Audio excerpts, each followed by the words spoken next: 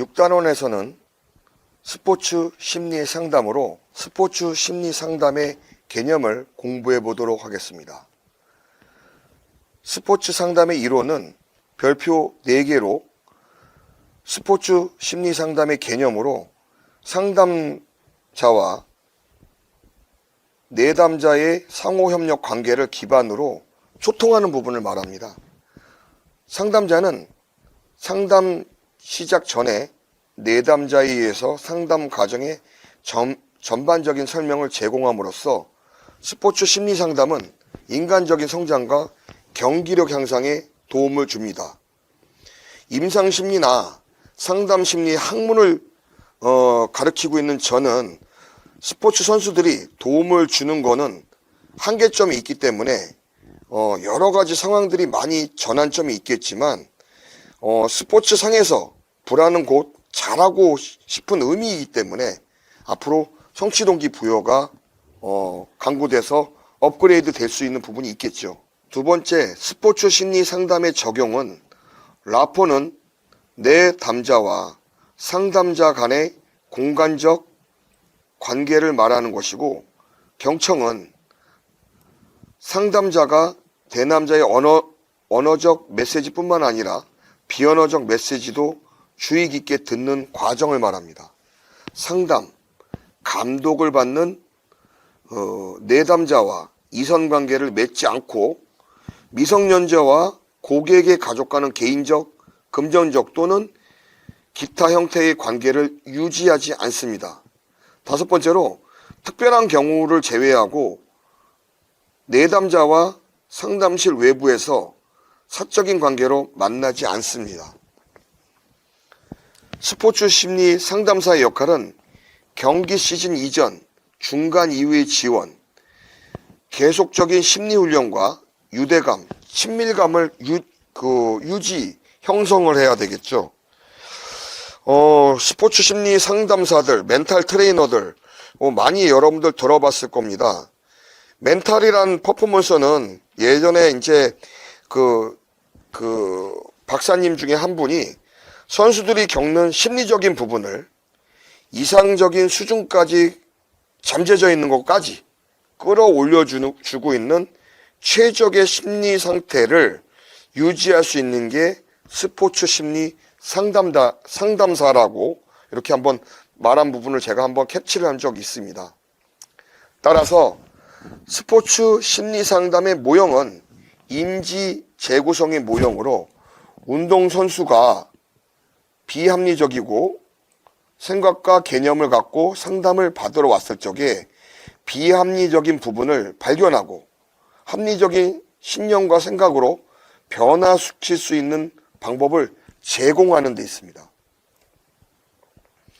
교육적인 모형으로는요, 4단계로 나누고 있는데, 첫 번째 단계로 운동 역학적인 생리적 기능 검사를 파악하는 단계고, 두 번째는 설문조사 단계, 심리 상태를 파악하는 부분이겠죠.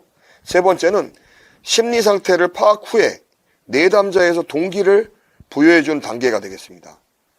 네 번째는 내담자의 의견을 반영하여 심리 기술을 결정하는 단계가 되겠죠. 멘탈 플랜 모형을 보면은 내담자의 최상의 수행과 최주의 수행 차이에 그거를 인식하고 최상의 수행 시 필요한 상태를 만들어 심리 기법을 선정하고 그 루틴을 심상과 함께 활용하는 부분이 되겠습니다. 이게 또 자기 효능강에도 포함되어 있겠죠. 스포츠 심리 상담의 윤리 규정을 보면은 나이와 성별과 국적, 종교에 따른 장애, 경제적, 사회적 지위에 따른 개인차를 존중하고 교육, 연수 및 수련 경험 등을 인정받는 전문 지식과 기법을 제공합니다. 내담자의 이익을 최우선으로 두고 상담을 진행하며 필요한 경우에 전문가에게 의뢰를 한다는 것이죠.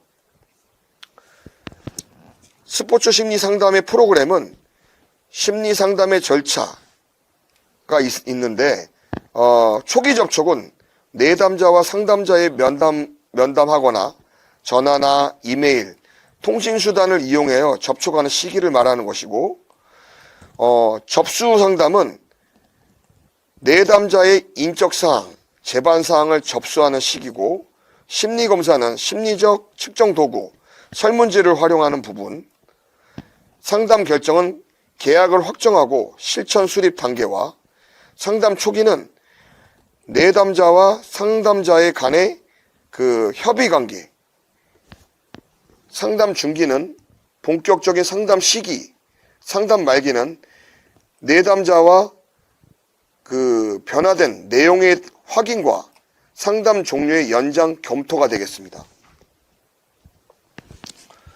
스포츠 심리의 상담 기법으로는 별표 4개 정도 생각하고 있습니다. 신뢰는 우리 신뢰, 긴장, 초조, 불안, 성취 동기 부여, 신뢰, 나에 대한 루틴, 그 다음 또 상대방에 대한 존중, 다 이게 내포되어 있는 부분인데요. 신뢰는 상담자는 신뢰가 가는 태도를 통해 내담자와 믿을 수 있는 매너를 보여야 하고, 상담자와 내담자는 라포, 친밀감과 공감을 형성해야 합니다. 두 번째 수용은 편견 없이 내담자의 이야기를 받아들이는 것이고, 선입견 없이 존중하는 자세가 필요하겠죠. 마음을 소통해야 되니까. 관심에 대한 집중은 내담자의 상담에 관심을 갖고 집중하는 것이고, 성실하게 무엇을 이 친구가 얘기를 하고 내담자가 무엇을 원하는지 그 마음을 헤아리는 방법이 가장 중요할 것이며, 네 번째는 경청하고 상대방의 눈을 보고 상대편을 갖다가 인정하고 내담자의 언어적 메시지뿐만 아니라 비언어적인 메시지도 경청해야 합니다. 물론 눈으로 보는, 눈을 맞추고 또 공감을 맞추면서 고개도 끼욱끼욱 거리는 것보다는 고개를 끄덕이는 그런 긍정적인 태도도 보이는 부분이 되겠죠. 공감적인 이해는 내담자에 대한 입장이 되어 있는 공감하는 것, 시간을 갖는다든가 반응을 짧게 하기, 적절히 반응하기, 이런 부분. 긍정적 존중은 자신의 감정을 긍정적으로 유지하며 내담자를 긍정적으로 이해하고 따뜻하게 대하며 존중해줘야 하는 부분입니다. 마지막으로 7번째 일치는 상담자는 내담자의 상담에서 적절히 필요에 따라 자신의 감정과 경험을 솔직하게 표현하는 부분이 되겠습니다. 스포츠 상담 기법으로는 원활한 관계를 형성을 해야겠고 신뢰성을 갖는 게 가장 중요하겠죠. 그 다음 내담자의 마음의 공감과 상황을 파악하고 미래에 대한 비전과 목표를 제시해야 되겠죠. 내담자에 대한 어려움을 해결하고 그 다음 성장과 개선 방향으로 이끌어 줌으로써 상담 관계를 잘 마무리하는 게 가장 중요합니다. 이렇게 스포츠 심리학의 역할은 스포츠 심리학이 운동학습, 운동제어, 운동발달 등을 가르침으로써 상담을 통해 선수가 필요로 하는 상담 기술에 대한 훈련을 하기도 합니다.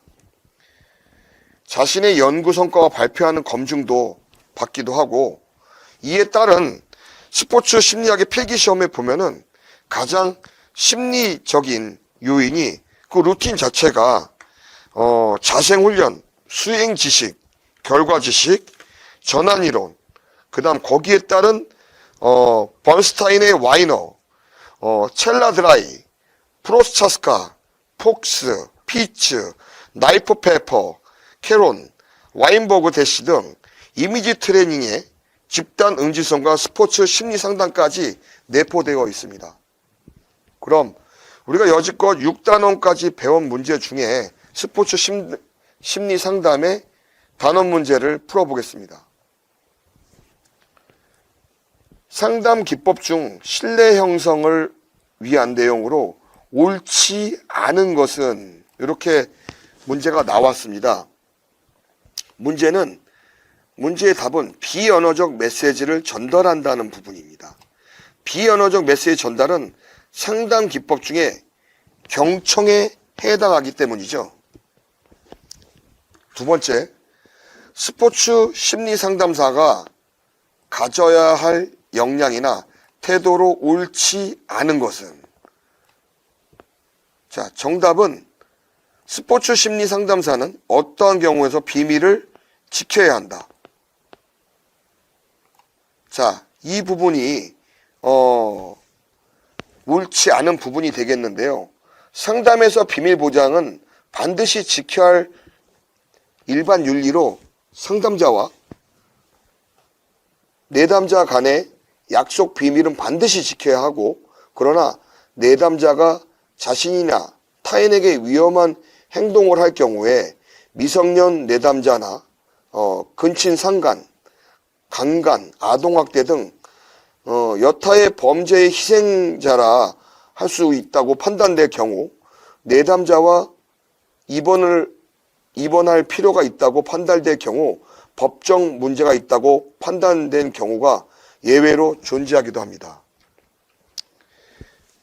세 번째로는 스포츠 심리 훈련에 관한 설명으로 옳지 않은 것은, 이렇게 문제가 나왔습니다.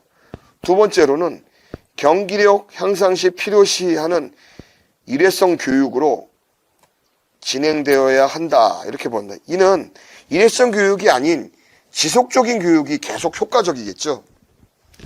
마지막 네 번째로는 스포츠 심리 상담사의 목표로 옳지 않은 것은 하고 문제가 나왔습니다. 이는 개인주의적인 확산이 되겠습니다. 개인주의적인 확산은 스포츠의 경기력에 방해가 될 수 있으며 팀 분위기, 팀 효과성에 대한 저하, 팀 내 갈등, 문제를 발생시킬 수 있기 때문입니다. 이렇게 피드백을 제공을 해주고 목표를 설정해주고 심리 상담사의 역할은 조력사의 역할을 만들고 있습니다. 이상으로 6단원까지 스포츠 심리 상담의 단원 문제를 풀어보았습니다. 이상 모든 문제를 모두 마치겠습니다. 감사합니다.